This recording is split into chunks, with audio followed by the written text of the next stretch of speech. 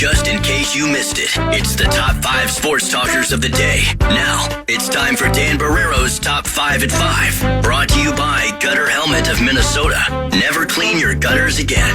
Learn more at gutterhelmetmn.com. All right, we got plenty of time for you to spread your wings here in an extended Top 5 at 5.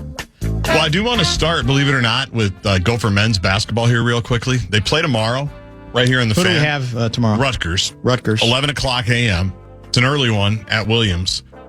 But just to talk about the absurdity of their season injury-wise again, seems like Patino had it, Ben Johnson had it, and now Nico's been here 10 minutes and he's having it. You familiar with Jalen Crocker Johnson? They call him Croc. Yes. Mm-hmm. Every win, especially in the Big Ten that they've had, it seems like he's been a big part of it, right? They've all had to play 40 minutes the last 2 months. Nico said today that he is out indefinitely with his, I think, foot injury, and season ender is on the table. Now, the season's only got 2 more weeks, 2.5, 3 more weeks, but it's just like something's going on there.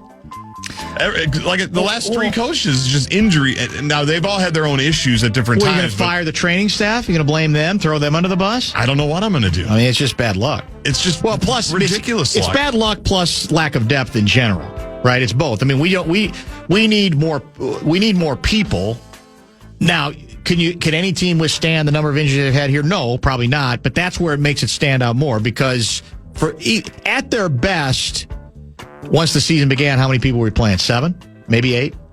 7, really. Because before they really got started, they 2 got starters hurt. got hurt. Exactly. So, it's that part of it's not been very good for your club. I don't think. I mean, if we're going to get, so how does I even forget now, are you automatically in the Big Ten tournament? In the men's side, you are again now this year. They went away from it the last couple of years where you had to be top 15. Right. Maybe just last year you had to be top 15. The men switched it so everybody's in. Correct. The women, it is still you have to be in the top 15. The men's coaches voted to get them back into everybody gets in. The women did not want to do that. The women's coaches said, we're good. Keep it at 15. Oh, interesting. Okay. So that's how that whole thing went down. So they will play, I think, Chicago for the men. The women are in Indy. Where else? My favorite town in about 2 weeks. NBA Much basketball. to your chagrin. I know. We were there last year, too. It's Vegas next year for the women. That'll be good. Las Vegas for the Big Ten tournament. You love Vegas. I do love Vegas. And it's better than anything's better than Indy. That's not true. Nobody does a big event as good as Indy does. You know what they're doing for the Final Four this year? What's that? They're very proud of it. Every division is having their championship. Signetti going to be there? Probably. Oh.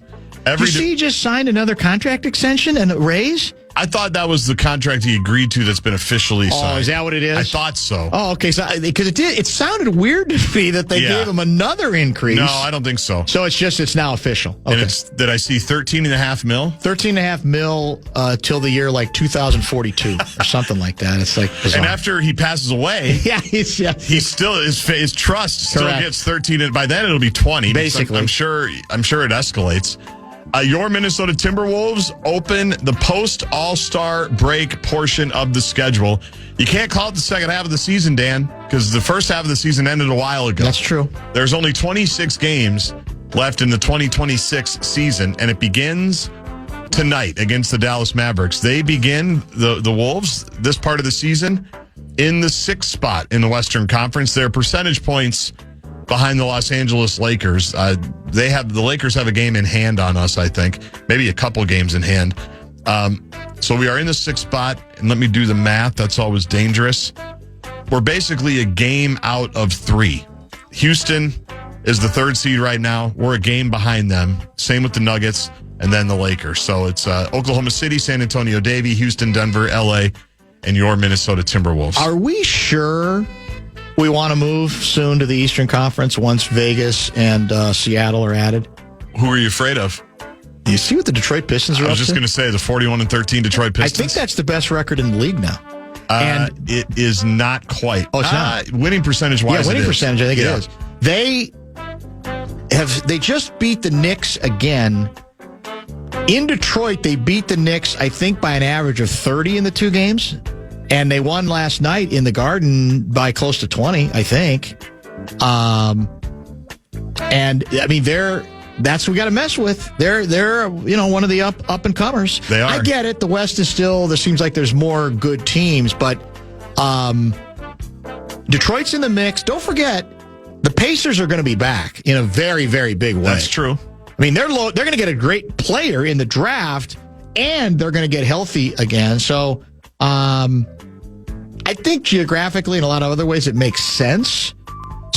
Two teams are going to have to move to the East, and I think it's likely that Minnesota will be one of them. But don't sleep on a few of the teams in the Eastern Conference, including the Detroit Pistons. Did you see? Speaking of the dominant Pistons, right now. I'm loath to do this because of our previous disagreements on the topic. Yes, but did you see what Pistons guard Cade Cunningham had to say in his GQ article? By the way, if you get a chance during this segment, check out his box score from last night. I'm sure it was pretty New York. good. Guy is unbelievable. No, what did he say? Is this about your guy SGA? Not totally. Okay. Not exclusively. Right. But here's what he said. The flopping is just too much.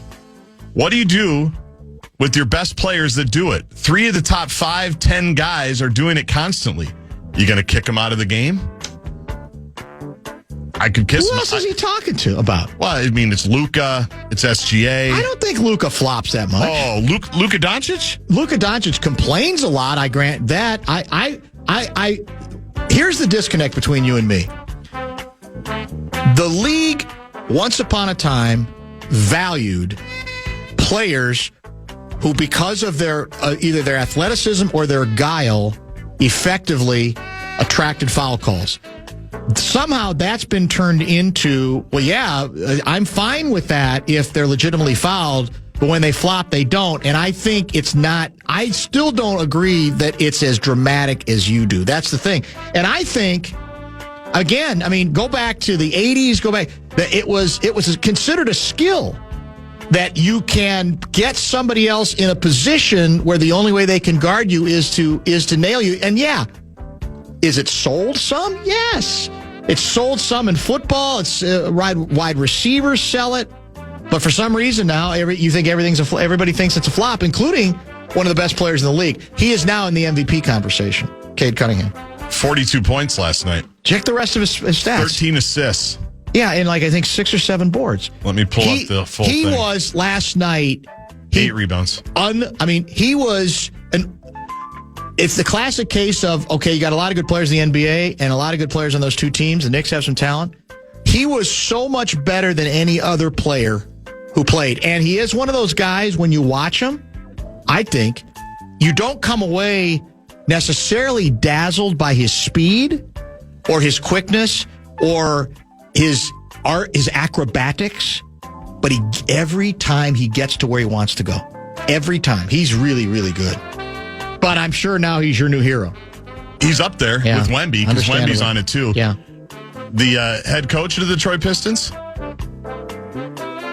I remember. He used to be here. J.B. Bickerstaff, baby. Done a heck of a job. And, I'll tell you the guy you're going to have to apologize to pretty soon. Well, me and James Harden. James Harden. I have to apologize to you. Yeah, because you you didn't really mock me. Actually, Sam Mitchell mocked me. Yeah. For even suggesting that the Wolves needed to consider acquiring James Harden when he became available. I'm telling you, Cleveland, there's another team now that I think's legit. Again, I think they're reborn with him there. I think they have as good a chance as anybody in the Eastern Conference now. He's played flawlessly. Now, I get it. The rap on him is postseason, but I just think he's playing differently because he doesn't care about putting up 38 points anymore. He's a great facilitator. They're doing really, really well with Harden on that team. All right, so first pitch from Target Center tonight is 6:30. You will hear it right here on the Fan. We go right from bumper to bumper to Timberwolves basketball. The gold medal game is set on the men's side in Milan Cortina. And like we all wanted and hoped, and a lot of people expected, it is the United States versus Canada. Canada comes back from a 2-0 deficit. Thank you, Kevin Gorg, to knock off Finland today 3-2. Big Minnesota flavor on Finland, by the way. You had Granlund, who it used to be Gronlund when he was here. Now apparently Changed in the it Olympics, several times, it's Granlund. yeah. Eric Howla, former Gopher, with a shorthanded goal. Very nice play. But that was it for the Finns. And Canada chipped away and then got a controversial goal. I think it was flopping. I think flopping attracted the penalty. You think so? Yeah, I think it's possible. Well, honestly, I don't remember what the call was. Their game-winning goal was either onside or offside, depending on who you talk to. With 35 seconds to go, they reviewed it while we were going in to do enough said, and it was extremely close to being offsides. Some would argue that it may have been. I mean, They were going Zapruder frame by frame, but Canada gets the win 3-0. The United States did not have nearly as much trouble with Slovakia. They routed them 6-2 to advance to Sunday's gold medal game. Russo reminds us that, remember, the NHL sat out the 2018 Olympics and then pulled out of the 2022 Olympics in Beijing because of the pandemic. So this will be a pretty highly anticipated game that you could say a lot of people have been waiting for a long time because of the delays that have taken place, whether, again, the league was out of it or pulled out of it in Beijing because of the pandemic. You could say that this has been, shall we say, a long time coming, right? Fair to say? Yeah, I guess I'd forgotten that. I had too. You're right. Canada is 15-4 all time against the U.S. at the Olympics, including a 4-1 record with NHL participation. The last meeting between the two countries was a 3-2 overtime victory in the final of the NHL's Four Nations face-off last Friday as well. Drew more than 16 million viewers in Canada and the United States of America. There are rumors that the president may attend Sunday's game. Okay. Russo again reminding us that FBI Director Kash Patel, a friend of Bill Guerin, and somebody who arranged for Trump to call into the U.S. locker room before the last year's Four Nations final to offer words of encouragement, was supposed to be at Friday's U.S. semifinal. CBS indeed reported. Do you like the idea of reseeding every round? Because that's what guaranteed that they would not meet until the gold medal game. Because Canada was a 1 seed. Yep. U.S. was 2. So do you like that concept? Would you like to see other sports, go to a reseeding concept? Because that's what kept this, right? Didn't that? Well, I guess you could say if 1-2, that's going to keep it automatically. 1 and 2 is always going to keep it automatically. But I do like it in general. The rest of the bracket was reseeded. Where the one gets, because that's what they do in football too, the NFL. I do like that because it rewards the top seed for being the top seed. So I do think that's fine. So then the top seed still gets to play, at least in theory, the weakest remaining team according to the seed. I don't mind that. Yeah. Hilary Knight and Evan Bates. Which also makes it more likely that it ends up, being 1 and 2. That's true. Hilary Knight and Evan Bates will lead the United States into the closing ceremony. Hilary Knight, apparently, they say this is going to be her final Olympics. She's played in like 50 of them. I did like we didn't talk about it much yesterday, but the game tying goal yesterday. The redirect? Yes. But someone put a picture of the two of them, and I forget the other player's name, who was 9 years old, taking a picture with Hilary Knight, at a camp somewhere, and said these two just combined for the game-tying goal. That stuff is cool. That stuff is really cool. There's no question about that. And so they think Hilary Knight is going to be done after this. The pair, Hilary Knight and Evan Bates, hold 8 gold medals between them, including gold medals at these most recent Olympics. So, by the way, you have the women play another ranked team Sunday, correct? 5:00, Michigan State at the Barn. Crowd's going to be good. The tickets are moving. Oh, is that true? Yeah. Excellent. What time does it start? 5:00. 5:00. Good time. Should be a very good atmosphere. I don't think there's not another tsunami. I think it's supposed to be chilly all weekend, but I don't think that's it. I think that's it. There's no weather concerns. That game you said will be on TV? Fox Sports 1. Fox Sports 1. Yes, 5:10 tip-off. 5:10 tip-off on on Sunday. And then they have one more road game? At Illinois a week from Sunday. They have their bye week the tournament? after this. The March Madness? Yeah. Well, the Big Ten tournament is 2 weeks, basically. 2 weeks from right now. And where is that? That's Indy also? Mm-hmm. Yeah. You love it. I'm fighting for the double bye just so I don't have to spend one extra day in Indy. That's not very nice. I know, it's not. Not very nice. It's not. All right, let's pause. We'll prepare for Lavelle at the bottom of the hour, get into a couple of other controversies as well as we await him.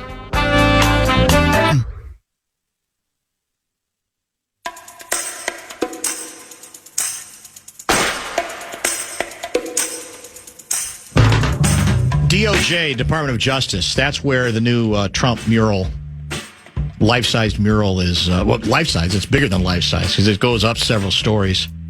I think it was unfurled yesterday, the day before, just within the last couple of days. I could not remember which. I knew it was a significant government building. I thought that was...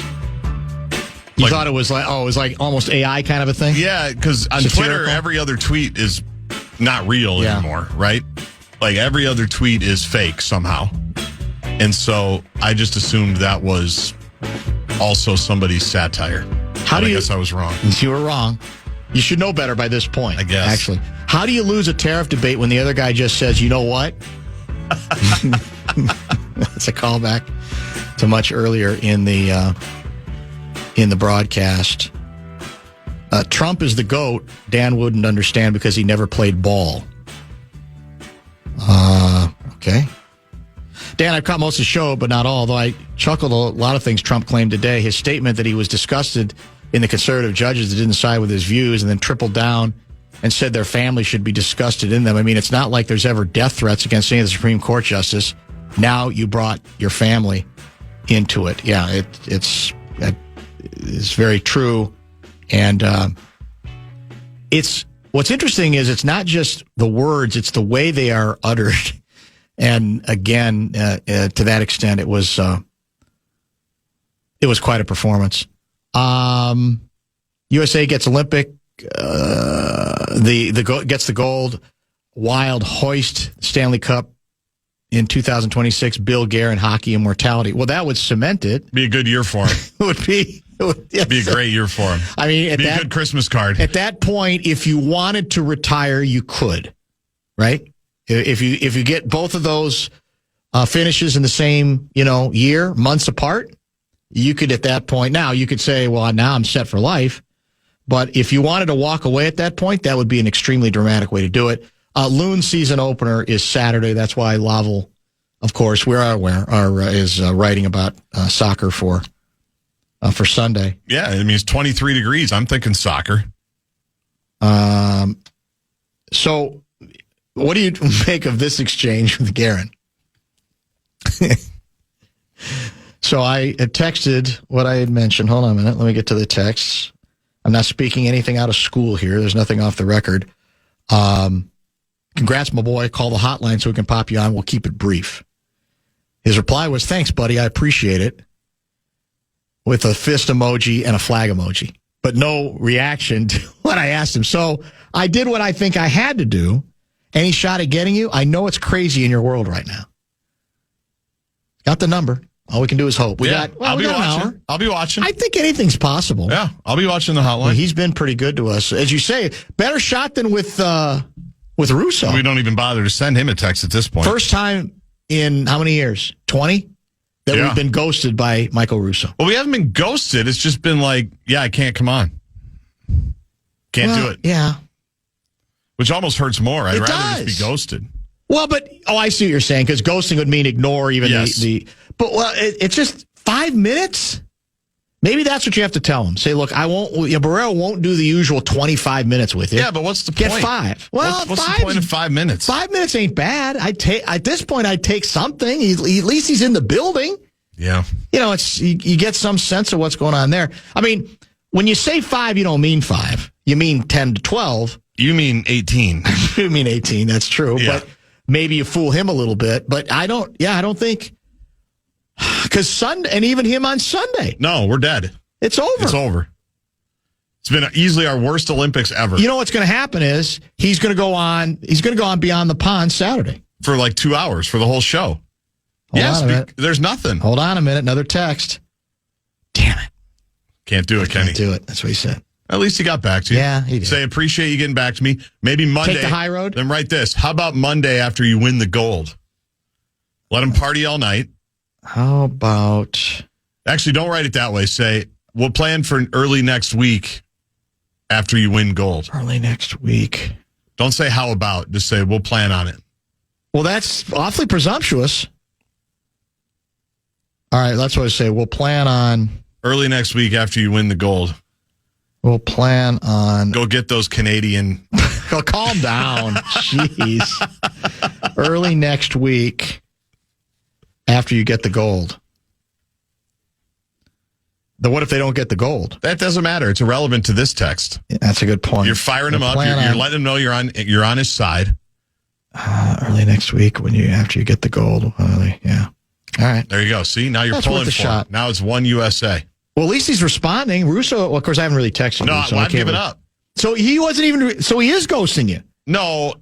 He does respond? But after like 4 times where I'm like, how about this? How about that? Then it's just like, you give up at some point, you know? Ode to Robert Duvall. Hope I didn't miss it. You did.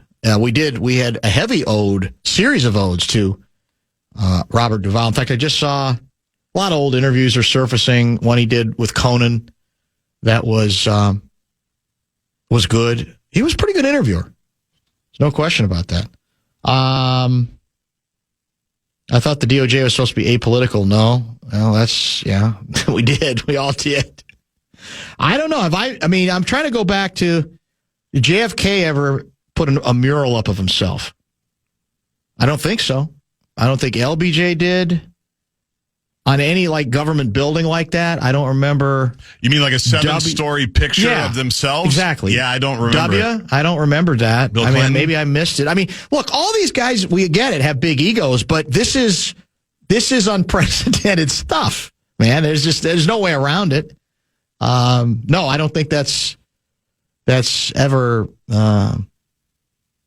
happened. Somebody asked also, what was the point of bringing up the Montgomery bus boycott and linking it to ICE? Did you hear me in any way, shape, or form link it to the ICE demonstrations? Yeah, you did. I did? Yes, because about the planning. Oh, that's about right. The planning part. Yes. That's right. Yes. I did. That part I did. Not that they are coordinated. That they are. The point of the Montgomery thing was it's okay to be coordinated, whether it's that big, that historic, or what took place here. We're talking about the importance. But the reason I talked about Montgomery at all was it was on this date that 4 of the principals were first arrested as part of the ongoing Montgomery boycott. That was the point of it. And you're right. What I linked was.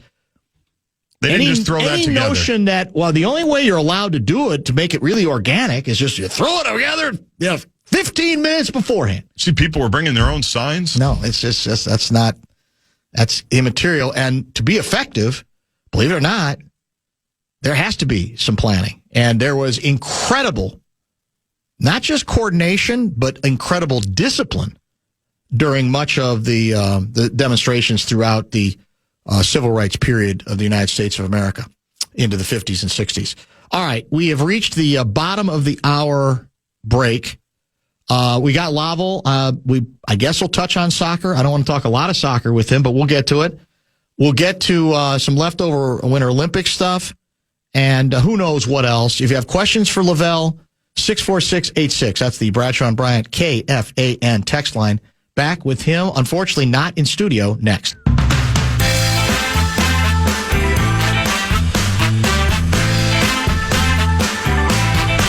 Mike Pence today via X. Today's 6-3 ruling by the Supreme Court is a victory for the American people and a win for the separation of powers enshrined in the Constitution of the United States. In Learning Resources, Inc. versus Trump, our Supreme Court has reaffirmed that the Constitution grants Congress, not the president, the power to tax. American families and American businesses pay American tariffs, not foreign countries. And with this decision, American families and businesses can breathe a sigh of relief. I'm proud of the work our organization, American Freedom, has done on this case through our robust amicus brief program to advance economic freedom and defend the Constitution.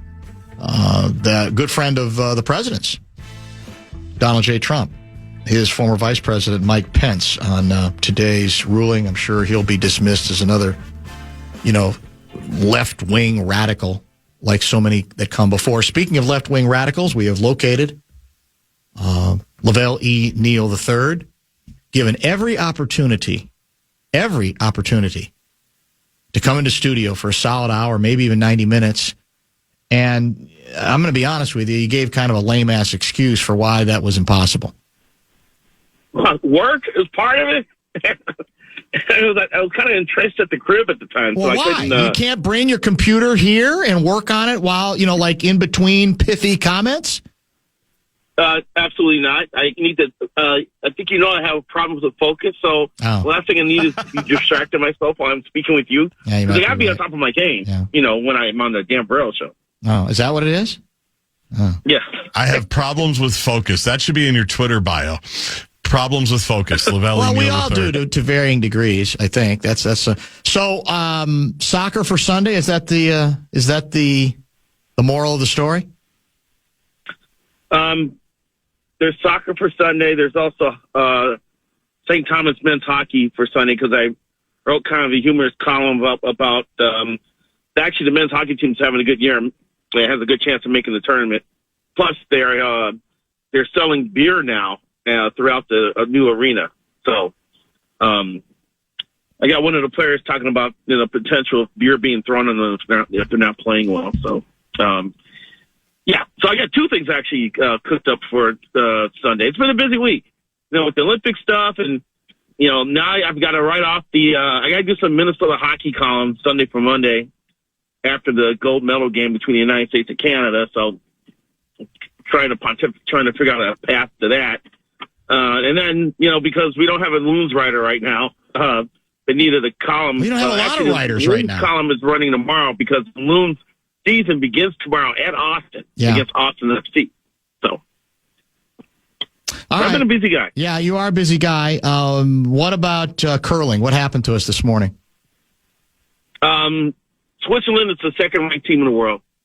And USA was just inches off on a few of their throws. And that's enough to to turn the tables in a high-stakes curling match. There's a thing called the hammer, which is the last shot of each end, which is like an inning in baseball.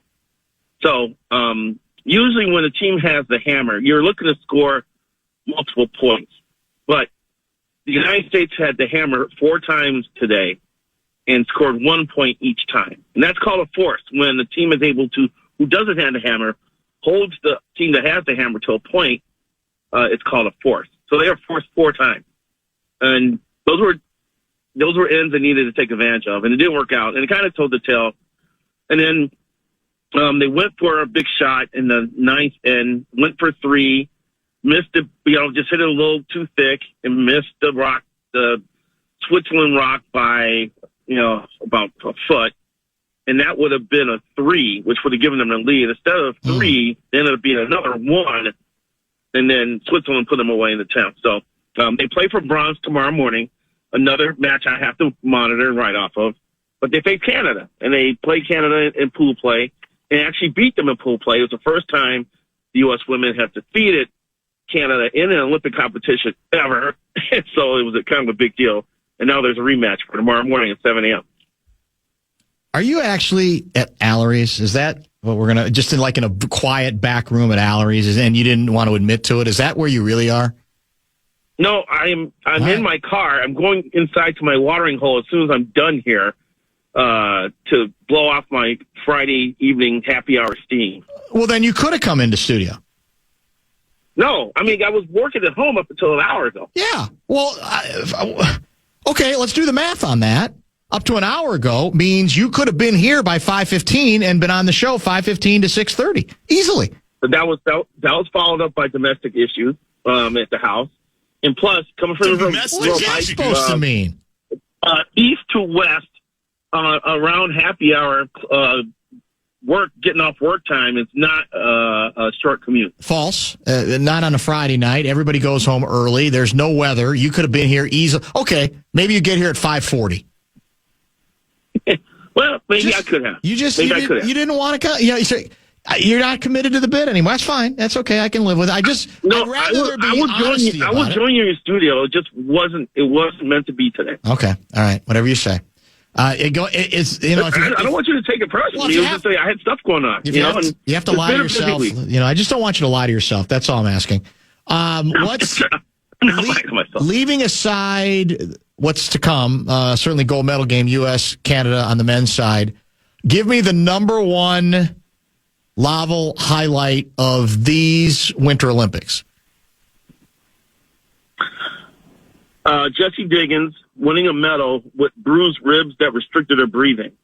That's stuff that I just can't believe that happened. The fact that, in a sport that really tests your aerobic capacity, and it hurts to inhale because it's rubbing up against bruised ribs. Yeah. But she figured out a way, I think, to pick up a bronze. And she said it was probably the most difficult race of her career, which is saying something because Jessie's had some challenges through her career. That really jumps out to me. That was quite a sight, and that's a Minnesota one too. And the mixed doubles curling team getting silver. That was the first medal, the mixed doubles for the United States. Yeah. The quad god, having proven that it's human. Yeah. With falling. What other sports there are? Oh, Myers Taylor at age 41 winning the medal. Yeah, we talked about that. That was massive. Yeah, that was good. That was a hidden, sneaky one. That is what I think makes the Winter Games so much fun because I don't know most of these names, these more obscure names, but they're good stories behind them. And once you learn about them, then you know them, and then I think it becomes easier to to become invested in them. Yeah. Her name's Alana Myers Taylor, I believe, right? And I believe she has two sons. Correct. That may have maybe hearing impaired a little bit. Or that I don't remember that part. So it's actually a really cool story, and this is like her third Olympics, I believe, maybe more than that. So, it's pretty impressive that at age 41 she can win a gold. Actually, I believe. So, and I was watching some of those runs, and it was just incredible how fast she was going, and it was during the heat where everybody was like one upping each other too. One person would take over the lead, and another person would take over the lead, and then Myers Taylor came through big time. So. Those are some of the things that are astounding to me about the Olympics, including the stupid snowbound canoeing event in which you ski uphill or run uphill, and then you have to climb stairs, and then you ski. I'm still trying to figure out if that's cool or not, or fun or interesting. We watched some of that, I think, yesterday, where they were climbing up via skis, on skis, up what looked like a pretty imposing hill or mountain. And it was one of those combination events. Yeah, I don't know I didn't even know that one existed. There's still a bunch I'm learning that exist that I didn't even know. That was a new one. So I didn't know. Okay. I didn't even know it was on the schedule until the day it was coming up. So yeah, those are the things that jump out. And so then we got the women's curling team going for bronze. We got Jessie Diggins going Sunday morning in the 50K cross country race, and then we have USA men against Canadian men for gold in hockey. I think that's it for the United States. There's a 4-man bobsled too. I don't know if we have an entry in that or not. You've left out hockey, men's and women's. No, I just mentioned hockey. Oh, you did. Oh, okay. you mean highlights? Yeah, I mean it's great for the women because they lost in Beijing when I was there. Yep. And they went younger, but I'm gonna tell you, man. Yesterday, they did not play the way they normally played. I think the bright lights and the big moment got to some of them because they couldn't put string together passes. They weren't moving the way they usually move. Definitely not. They were just off. Fortunately, Keller came up with the move of the tournament when she deked around it. Then that was Claire Thompson, the Canadian player that Keller went around for the winning goal. That was Claire Thompson. She played for the Frost last year. The only reason she's playing in the PWHL is because she's becoming a doctor. And she paused her medical school tenure to play in the PWHL with an eye toward playing in the Olympics. So I think this is it for her. I think she's going to just go to med school now, finish her program, and become a doctor. So she had a lot invested into this. And I felt bad because here you are, you lose the gold medal, and you get silver, And so they go down and they hand in all the Canadian athletes of their medal. And then they start over again and hand them a stuffed animal. Do you really think the Canadian women are happy about getting a stuffed animal after losing a gold medal game? I would tend to think not. I'm probably with you about that for sure. So are you ready for the Hammond, Indiana Bears? Part of me still thinks that something's going to happen with Arlington Heights and it's going to get done. But yesterday was weird because Kevin Warren, our former guy, was supposed to attend a meeting with some officials in which they were talking about thought progress was being made, and he did not show up. And so Governor J.D. Pritzker is not happy with Warren right now. I got to imagine still trying to play the leverage card here. I can't believe, because here's the other thing too, Dan, I was thinking about this. Now, it's in Hammond, which is right over the border from Chicago. Exactly. Like I told you, that's where my parents used to go to buy cigarettes. You go right over the border. Right. That was actually, you'll like this one, it's the 9th Ward that runs up against the Indiana border. You know, it used to be the alderman of the 9th Ward in Chicago. Did not know Edward Verdoliak. Fast Eddie? Yes. Wow, that's big. That was Fast Eddie's ward, Fast man. Eddie. Yeah, so, we go over there because the cigarettes are cheaper, and we go over there because they sold fireworks for cheap, and so we have our little backyard 4th of July parties. But they got to build a stadium, they got to build hotels for Christ's sakes because they have to house a lot of people who are coming over to watch games. But I gotta imagine it. Illinois may have to just grit their teeth and just hand the Bears a lot of what they want because they're going to be kicking themselves as soon as Taylor Swift has a concert there and everybody from Illinois is going over the border and spending their money in Indiana. They're going to be like, someone's got to be sitting in the legislature going, this is going to happen. Taylor Swift's going to play over there, or the Rolling Stones in their farewell tour, or someone else huge, and we're going to be like, that concert should be in Chicago, and we're going to feel bad about that.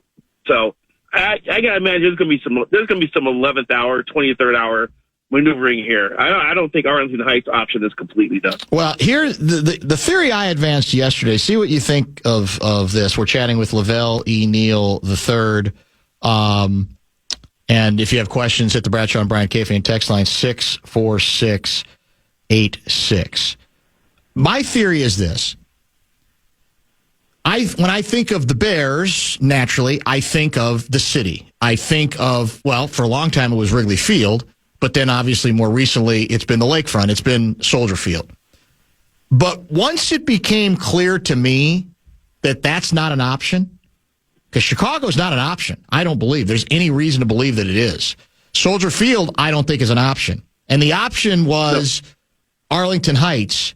Then I say to myself, all of the tradition and if the feel I have of the Bears' identity, it doesn't matter that much to me as a guy who grew up on that team, whether it's Arlington Heights, Illinois, or Hammond, Indiana. Once you're leaving the nest, what the hell's the difference? Other than it just happens to be a different state, and it feels like it's much further away, but you know and I know it's not that far away.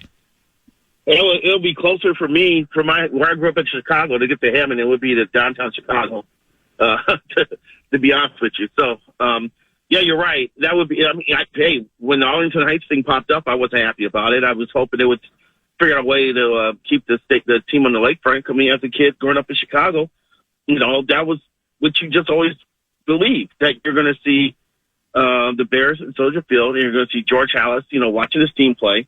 And by the way, I don't think George would be very happy about Edward McCaskey's decision here. Probably not. He was still alive, right? Yep. George would have been down in Springfield by now, just barging into a committee meeting and pounding his fist on the table by getting this done. And he would have said, "Yes, sir, Mr. Halas, whatever you say." There's no way he would accept this nuclear option. Although I think he threatened to move him a couple times. I think he tried to move him somewhere himself to the suburbs. But the Chicago thing is, but I was prepared. I was prepared to make that, that mental, emotional tie kind of just die in the vine there. But they would still be in Illinois. And let's face it, the Dallas Cowboys have played in Irving and they played in Arlington. The Cleveland Cavaliers was playing in Richmond Coliseum, Exactly. right? Sports teams don't necessarily play in the city that they're named after. So, and that goes across a bunch of sports. So I was prepared. To, okay, I could accept going to Arlington. It's going to be hard for me to see them going across the border into Indiana. But, the logic also tells me that if Indiana wants to go broke trying to bring the Bears over, and Illinois is almost kind of broke. And by the way, they still haven't paid off the last renovation at Soldier Field, which totally is boggling to me. I can't believe it's not done.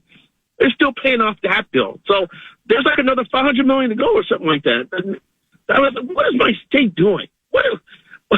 What's going on there? When it comes to money, it's not very well handled. Yeah. Who's got the checkbook, and what checks they writing that's getting them in so much trouble? By the way, for the record, Soldier Field to Arlington Heights is almost 30 miles. Soldier Field to Hammond is 27 miles.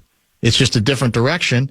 And people, again, it feels different because, it's Illinois, the difference between Illinois and Indiana. So we'll see. We'll keep an eye on it because in the end, it's not a deal till it's a deal. But I think Indiana is getting really smart about making an offer that ultimately they may say that they cannot refuse. Lavelle is with us. Did you read John Greenberg's story in The Athletic about it? I did not. His argument is that if you follow the money, they're probably going to end up in Arlington Heights just because the retail opportunities for the McCaskies is much better than it would be in Northwest Indiana. Well, the site the site is fertile. I mean, I don't mean that literally. I mean that figuratively for quite a complex. There's no question about that. That's for sure. By the way, are you going to spring training this year? I leave in 10 days. Oh, you leave in 10 days. Okay. All right. That's late for you, isn't it? Yeah, well, I just had to find the right date. Yeah. I wanted to be down there now, but the Olympics were going on. Plus, they didn't know if they were going to want columns off the high school hockey tournament. Yeah. So, the sweet spot was like early March. So that's when I'm going down. So I'm going down for about a week, checking out the guys. So yeah, that's Wednesday the 4th. So like Friday the 6th, I'll be talking to you from Fort Myers. So about time. Happy spring training day today, by the way. I was actually on my phone. I was watching the Twins in exhibition against the Minnesota Golden Gophers right before you called. Oh, how'd we do? How'd we look? It's scoreless in the second. It started at 5 o'clock. It's early. It looks like nice weather. That's all that matters this time of year if we're here in the nonsense that we're in. Wolves. Just to show you that even though there's a lot of fan apathy against the Twins, I had it on my phone, and a little old lady walked up behind me and said, "Yay, baseball's back!" And then the next she said, "Oh, but Pablo's out for the year." So there's still some people who are emotionally attached to the franchise. Yeah, at least for now. The Wolves restart tonight. They are hosting the injury-riddled Dallas Mavericks. I think we've got 26 games left to go. Conley is back. He's been designated as the guy who's in charge of team moods, and trying to keep those moods on an even keel.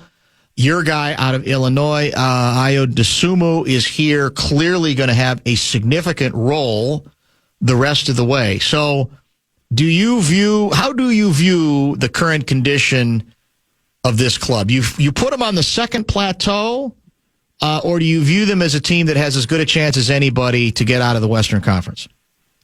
Get out of the Western Conference? Get out of the Western Conference. I think best. Shea Gilgeous-Alexander's injury situation is worth bearing watching here down this stretch. I don't know if the Wolves are NBA Finals threat, so I guess I'd have to put them on second tier. But I was worried that they're going to have trouble getting to the semifinals this year, the way things are going. So I want to see how this is going to play out, man, because it is go time. You got to check your feelings at the door when you walk in. You got 26 games. It's now a sprint to the finish. You can't fake the funk now. And, all the ups and downs we went through the regular season, we've seen this before from this team. We've seen Anthony Edwards complain about how they don't follow what the coaches are telling them to do. It seems like it happens once a year. Now, there's no excuses. You got to get locked in. You got to get locked and loaded. You have to go after it and go hard. And that's what I want to see a response starting tonight by polarizing an injury-depleted Dallas Mavericks team where some people would think this is the type of game the Wolves will lose. Well, it's time for them to prove that these are the type of games that they're going to take advantage of the opponent. By the way, we did mention that and talked a lot earlier because the game was going on in front of our eyes, the U.S. and Canada in the gold medal game on the men's side of the Olympics on Sunday. And Gaardsy posed the question whether the U.S. has already done enough that whether they win or lose the gold medal game, this will not be that this would be considered a success or would certainly not be considered a failure. What's the line here on what does the U.S. have to win? Does the U.S. merely have to play competitively against Canada, or is this already a success? No, you have to win. You got to win. Ooh.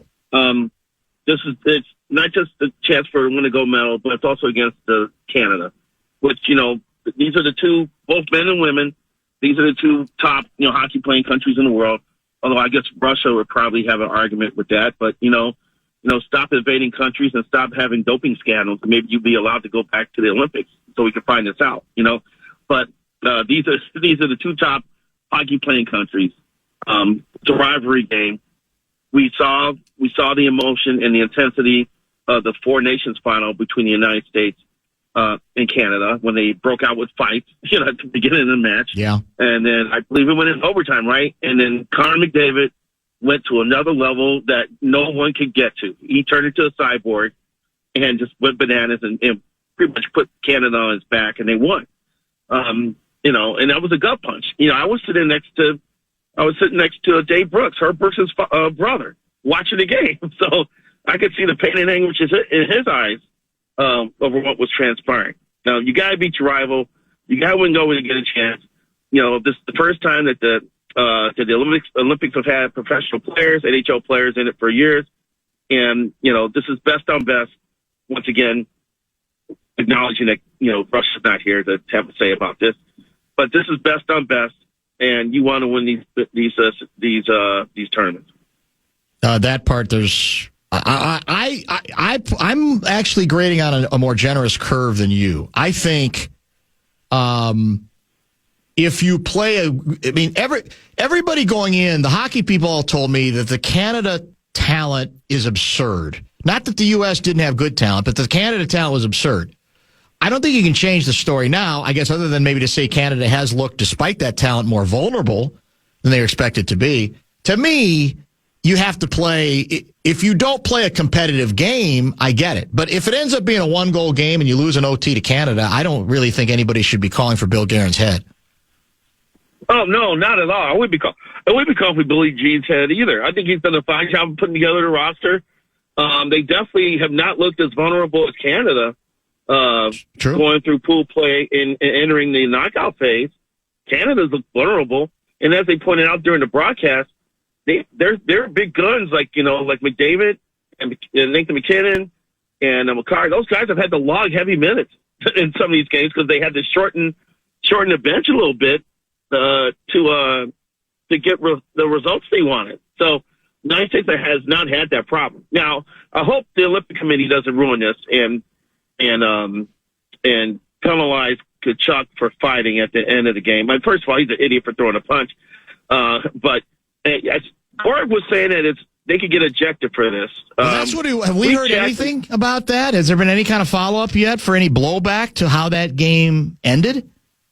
It sounds like the Olympic Committee could have the option of punishing players for fighting, but they can also elect not to.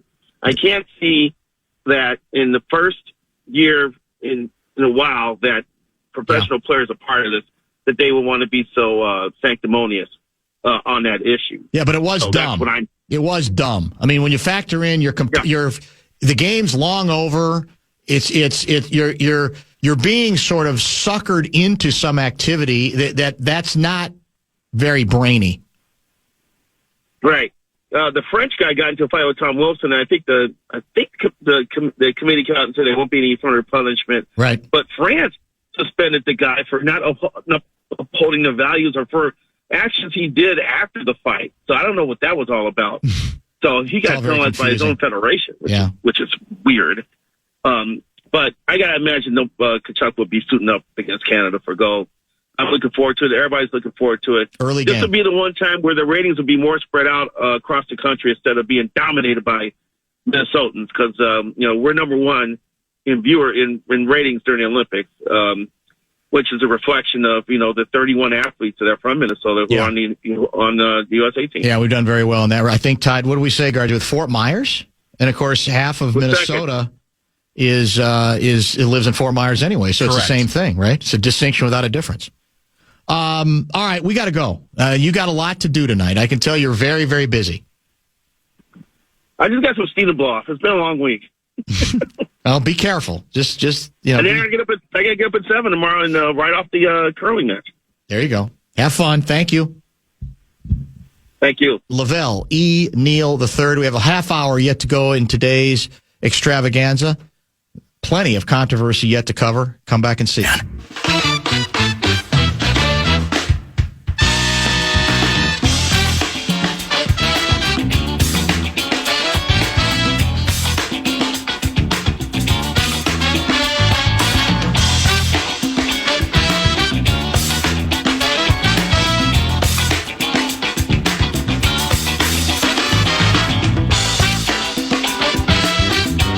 Well, it turns out this will be the final segment of today's edition of the Friday Football Beast, because we have not only do we have Timberwolves action tonight, back in action at home against the Dallas Mavericks here on the flagship.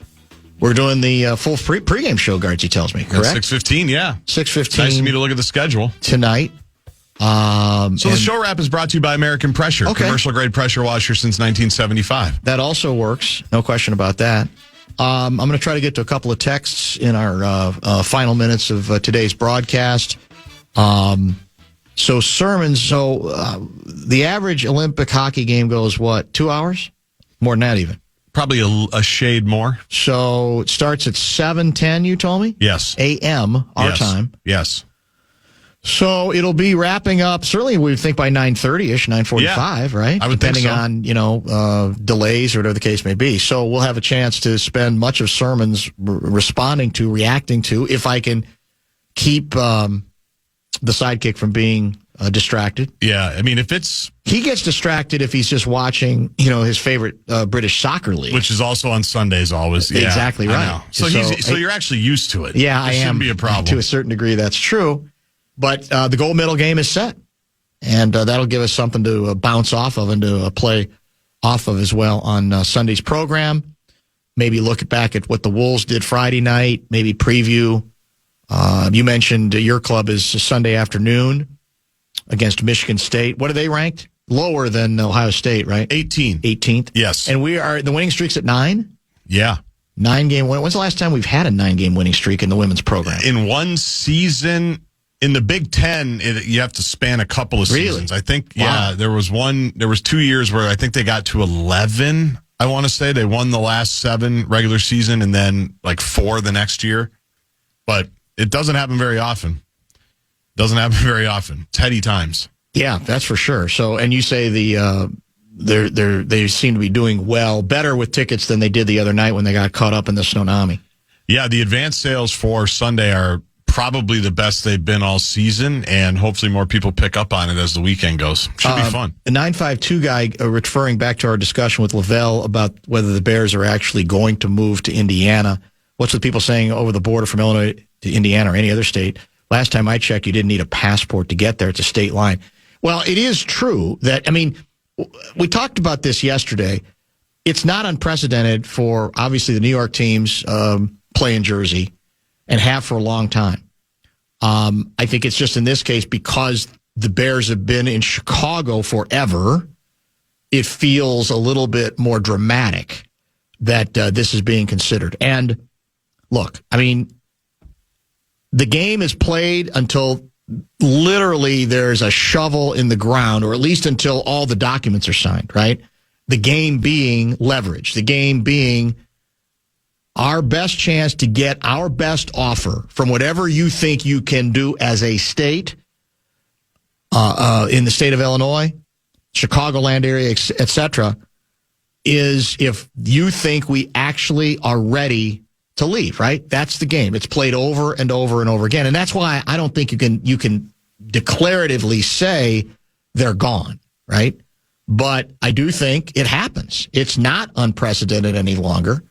And I don't think in any way, shape, or form, when Kevin Warren took the job and basically was told this is your number one responsibility, I don't think there's anything in his mind that said anything other than we're going to get it done on the lakefront. We're going to find a way to get it done on the lakefront. Yeah. But then he started finding out what it's like to negotiate in Chicago, and it's complicated, and it's almost, some would say, impossible at this point, given all the financial realities there. So then you go with, we got this land we bought, good spot, posh and Tony suburbs in and around Arlington Heights, Illinois. Let's pursue that. Obviously, they haven't gotten enough cooperation on whatever breaks they're looking for from the state, even though there allegedly had been some progress. And so now they're going with the next step, which is, all right, well, Indiana, I'm sure, has been aggressive. Indiana, I mean, it's the old deal of, that your only chance, you're a long shot, so your only chance is to make the offer so good, right, that ultimately they go, well, we really didn't want to do this, but now we got to do this because we don't really have another alternative. So we'll see how the thing plays out. Because I don't remember, any of the times where the Vikings were in these battles, Twins were in these battles, have they ever threatened to move to, Hudson? To Hudson or something? Were there any of those kinds of threats? I don't believe so. I don't think so either. No, yeah.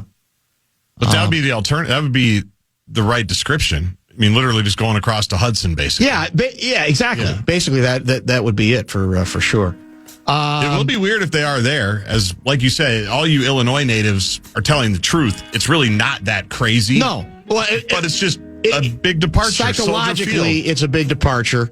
And again, part of you could say the main reason I know is because I grew up there, so I'm aware of the closeness to it, and that Northern Indiana is considered part of Chicagoland. It has been forever and ever, despite the fact that there is there are two different states, Indiana and Illinois.